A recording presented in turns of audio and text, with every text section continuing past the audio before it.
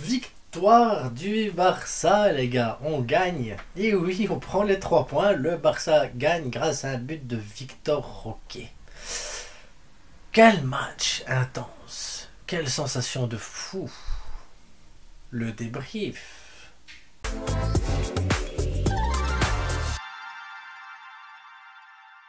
Alors, bienvenue à tous. Et le Barça remporte le match et prend les 3 points aujourd'hui. 3 points essentiels pour la continuité de la Liga. Oui, parce que voilà. Il faut continuer la Liga. Aïe aïe aïe. Moi je prends ces matchs-là maintenant comme des matchs de préparation pour la Ligue des Champions. Je veux voir un peu de réaction des joueurs et tout ça. J'ai pas été déçu parce que j'ai vu du pressing, j'ai vu du contre-pressing, j'ai vu des récupérations de balles. Voilà, contre un adversaire faible. Voilà, parce que l'adversaire reste faible, hein, pas de construction, rien. Il y a rien eu de spécial de l'adversaire. Faut commencer. Faut être clair. L'adversaire en face était faible, c'était l'une des pires défenses de Liga. Bon, on est l'une des pires également et on a réussi à tenir le 0-0 et pendant longtemps et on a même fait un clean sheet aujourd'hui en gagnant l'homme. C'est exceptionnel. On a réussi un clean sheet, les gars. Un clean sheet avec Iñaki au goal. Après, t'es comme ça sur chaque action de l'adversaire, hein. Ah, t'es comme ça. Et, oh, ils vont tirer. S'ils cadrent, c'est mort. S'ils cadrent. Et il a fait un ou deux arrêts, voilà. Après, il est quand même pas rassurant du tout, le Iñaki. Donc voilà.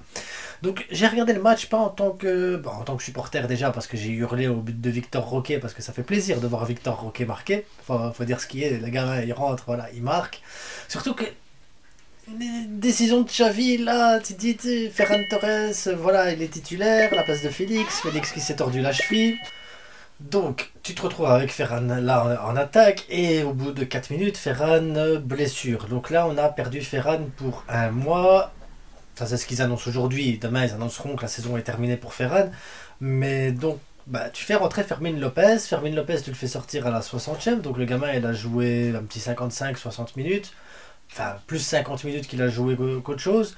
Et là, tu dis, il fait sortir Fermín. Pourquoi tu fais sortir Fermín?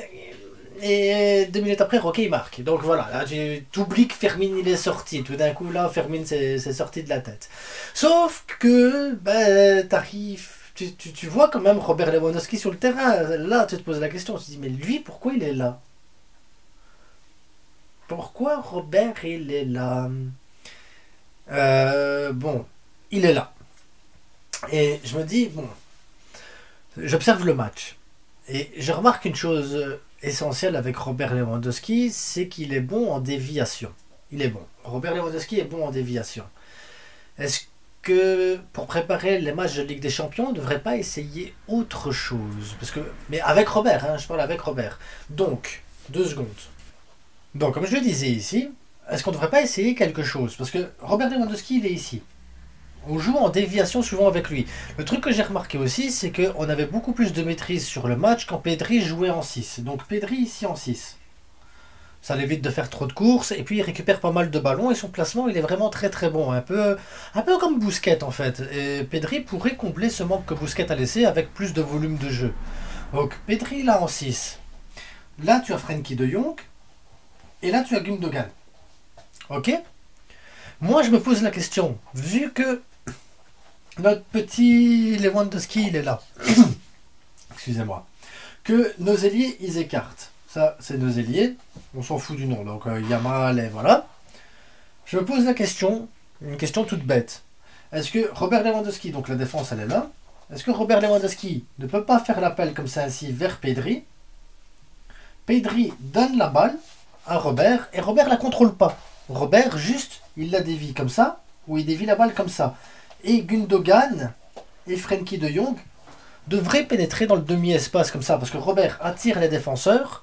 Cette façon d'attirer les défenseurs oblige la défense de monter.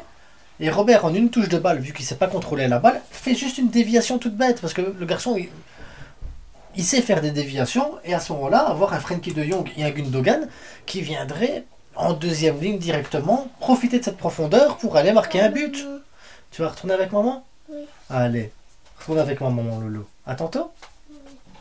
Et puisqu'on est sur ce type de phase là aussi, je me demande, vu que les ailiers ils collent la ligne, nos défenseurs là, donc Cancelo pourrait aller chercher ce demi-espace-là, et Koundé ou Hector Fort, parce que moi je préférais qu'on ait Hector Fort, qui viennent demander cet espace-là aussi.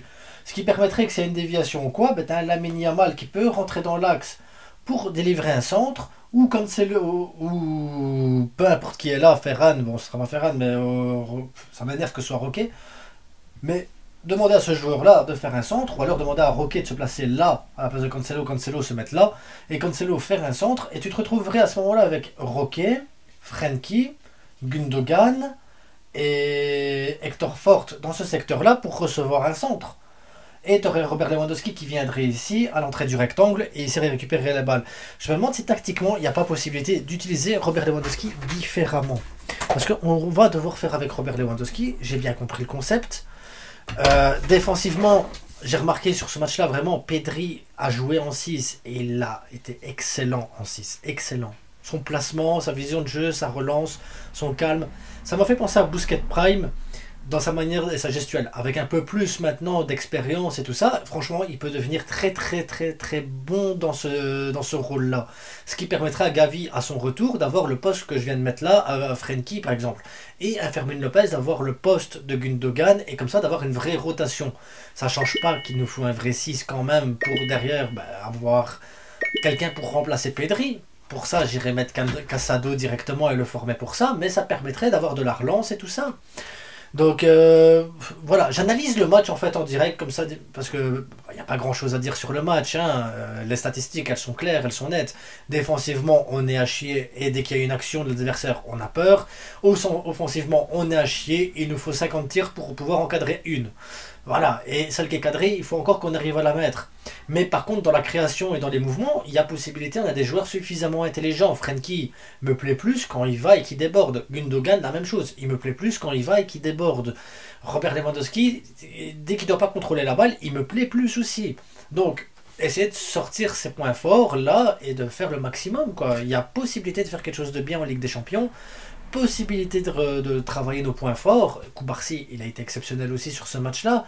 J'ai pas énormément de choses à dire parce qu'on a gagné. On a les 3 points. L'arbitrage a été mauvais des deux côtés. Des deux côtés, l'arbitrage a été catastrophique. Catastrophique. Mais voilà, des deux côtés. C'est pas qu'il a été meilleur pour le Barça ou pire pour le Barça. Franchement, ouais, catastrophique. Non. J'ai analysé le match de manière à, voilà, un débrief un peu différent d'habitude où je m'énerve, j'ai pas envie de m'énerver parce que de toute façon le championnat, voilà, pour moi la Liga elle est perdue.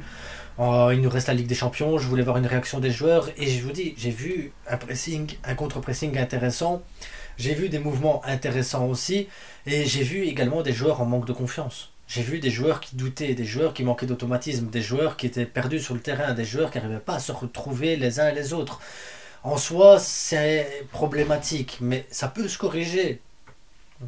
Ça se travaille à l'entraînement, en analyse vidéo, dans les conversations, dans le coaching, dans la manière de faire les choses. Et là, je me dis, bon, si Xavi est arrivé à sa limite actuellement, et que des gars aussi simplés que moi, parce que je suis quelqu'un de très simple, pas, voilà, je suis pas un expert de l'analyse, ou un expert de tout ça, loin de là, j'ai pas aucune étude là-dedans.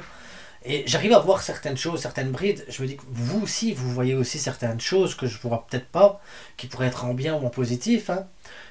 Et je me dis que peut-être, oui, un autre entraîneur qui n'a pas forcément une vision des choses comme Xavi et qui a une vision des choses plus pragmatique. Ça veut dire peut-être, au lieu de chercher la complication et chercher des trucs compliqués, juste peut-être utiliser la simplicité, des fois ça pourrait être pas mal.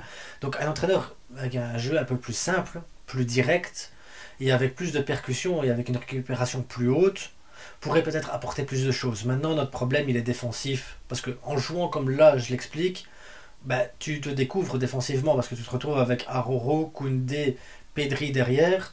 Pedri n'est pas un réel défenseur, il peut te couper des balles et par son volume de jeu empêcher beaucoup de choses. Mais voilà, le Aroro qu'on a actuellement ne me met pas en confiance défensivement. Le Koundé aujourd'hui a été bon, mais parce qu'aujourd'hui, encore une fois, l'équipe en face est faible. Je ne sais pas ce que ça peut donner contre une grosse équipe non plus. Et ici maintenant on va jouer maintenant des matchs un peu plus faciles, peut-être le moment de mettre en place certaines choses avec plus de tranquillité, parce que voilà, Xavi n'a plus cette pression, cette épée de Damoclès derrière, c'est bon, il a fini. Les joueurs, ils savent qu'ils doivent juste donner le meilleur d'eux-mêmes. Aujourd'hui, j'ai vu quelque chose de positif. Donc, il faut réitérer, et vu qu'il y a des choses qui, voilà, qui font partie du visage du Barça, donc Lewandowski est essentiel dans le système de Xavi, donc tant que Xavi sera là, tu auras Robert Lewandowski, autant essayer de l'utiliser à bon escient. Et Frenkie, Gundogan, ils apportent plus dans la profondeur. Utiliser à bon escient. Pedri en 6, aujourd'hui il m'a plu. Pourquoi pas essayer et réitérer l'expérience. Cancelo apporte énormément sur le côté gauche. Hector Fort, qui est naturellement un défenseur droit, pourrait apporter beaucoup de choses. Koundé est bon dans l'axe avec Aroro. On a un problème de défense centrale. Et après, tu peux faire tourner. Tu mets Koubarsi, tu fais sortir Koundé ou tu fais sortir Aroro de manière à avoir un peu de rotation. Pas cramer les joueurs pour arriver à la Ligue des Champions.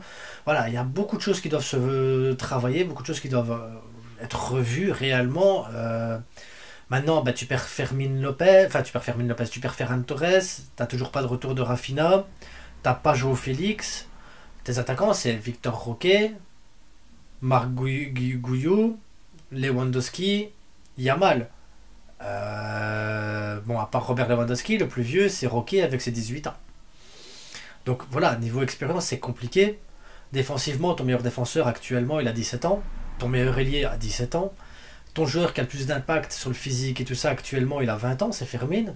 Le meilleur en création, il a 21 ans, c'est Pedri. Enfin, il va falloir travailler certaines choses, il va falloir être patient. Et je pense que je vais faire la vidéo sur ce que nous laisse Xavi comme héritage dans le jeu, parce que il y a des choses qui sont bien, il y a des choses qui sont pas bien, il y a des choses à travailler. Et je pense qu'il y a de bonnes choses pour le futur entraîneur. Mais il va falloir que la direction travaille de son côté pour améliorer et pour donner un peu de volume à ce banc. Parce que, je suis désolé, aujourd'hui, tu vois, Oriol Romeo, il rentre, ça me choque pas. Parce que t'as rien. Il n'y a rien derrière. Il n'y a personne sur le banc. Pas de Félix, il y a personne, les gars. Il n'y a personne sur le banc. C'est compliqué. Tu dois faire rentrer des gamins de 16-17 ans si tu veux avoir un peu de banc.